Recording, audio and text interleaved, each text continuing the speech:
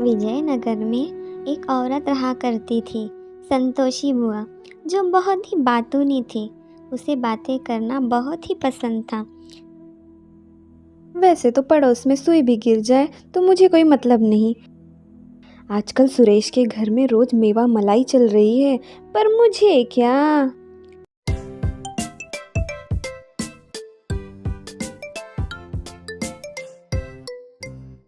लगता है कोई बड़ी मछली फंसाई है उसमें, पर मुझे क्या।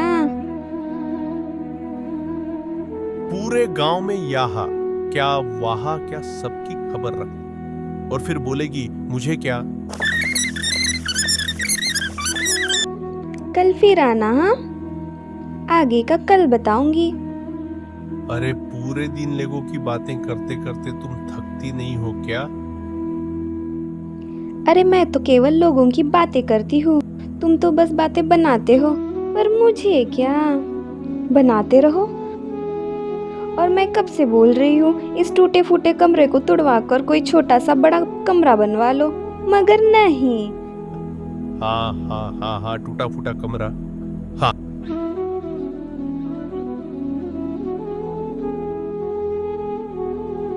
अरे संतोषी, देख तो सही, अपने टूटे फूटे कमरे पर कितना सुंदर दुर्लभ कौवा बैठा है। दुर्लभ कौवा?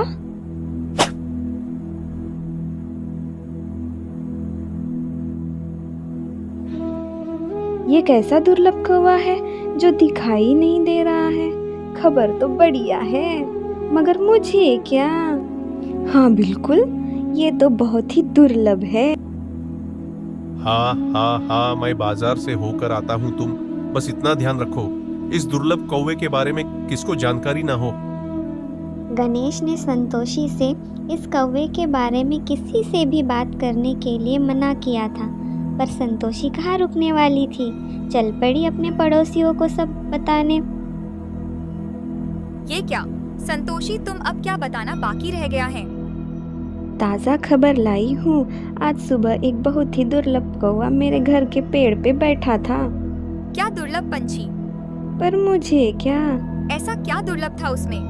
मैंने तो देखते ही भागी भागी तुम्हारे पास आ गई तुम्हें बताने। अरे सफेद कौवा था, इतना बड़ा, इतना बड़ा, भैंस जितना बड़ा था। भैंस जितना बड़ा? इतनी लंबी सींग, इतनी लंबी पूंछ। पूंछ वाला कौवा? अच्छा मैं चलती हूँ, किसी को बताना मत। ऐसी खबर दी है, चूल्हा जले ना जले कलेजा जला दिया। अभी सुशीला को बता के आती हूँ।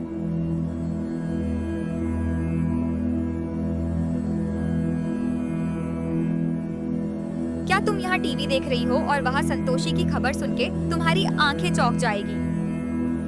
अरे ये क्या कह रही हो? अरे उसके घर के छत पर एक सफेद कौवा बैठा था। सफेद कौवा, बड़ा सा ये बात, बस तुम्हें बता रही हूँ, किसी को बताना मत। यानी कि मेरी दादी ठीक कहा करती थी, जहाँ सफेद कौवा दिखाई दे वहाँ खजाना छुपा होता है। ओ जी सुनते हो?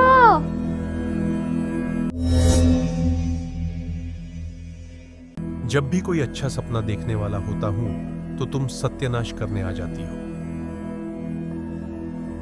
हाँ हाँ, सत्यानाश तो हम सबका होने वाला है। वहाँ संतोषी और महेश बिना मेहनत किए खजाने के मालिक होने वाले हैं।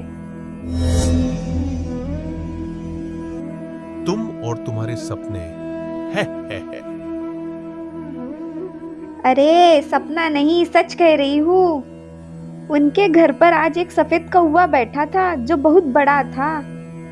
अरे सफेद कौवे का मतलब साफ है, वहाँ खजाना छुपा है। क्या ये बात है?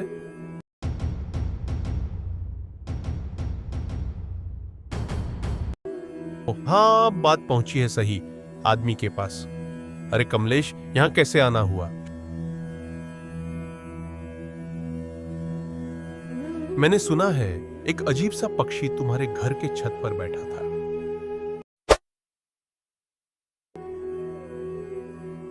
अच्छा, तुम्हें कैसे पता चली? ये बात किसको बताना मत, खासकर राजमहल तक ये बात बिल्कुल नहीं पहुंचनी चाहिए।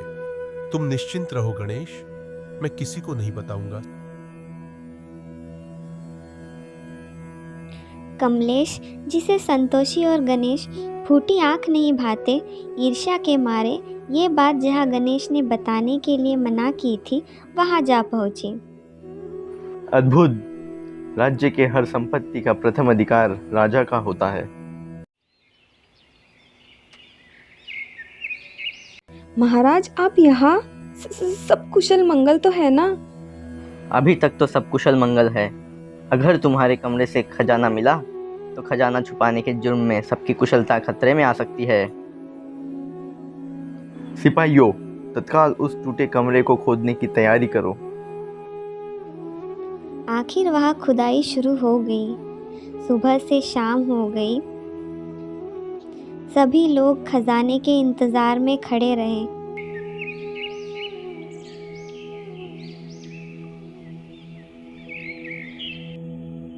महाराज, वहां तो कुछ भी नहीं मिला। कमलेश, तुम्हें खजाने की खबर दी किसने? सुशीला ने। मेरी दादी कहा करती थी, जहाँ सफेद कौवा होता है वहाँ खजाना होता है। किसने देखा सफेद कौवा? विमला ने। हाँ, सिर्फ सफेद ही नहीं, भेस जितना बड़ा था, सिंघे और पूंछ भी थी। मुझे संतोषी ने ही तो बताया था। मगर महाराज, क्षमा कर दीजिए, मुझे पता नहीं था बात खजाने तक पहुंच जाएंगी। मुझे क्या? आगे से ध्यान रखना, नहीं तो तुम्हारे घर का पता कारावास होगा। चलो यहाँ से। उस घटना के बाद से संतोषी की बात कोई नहीं सुनता।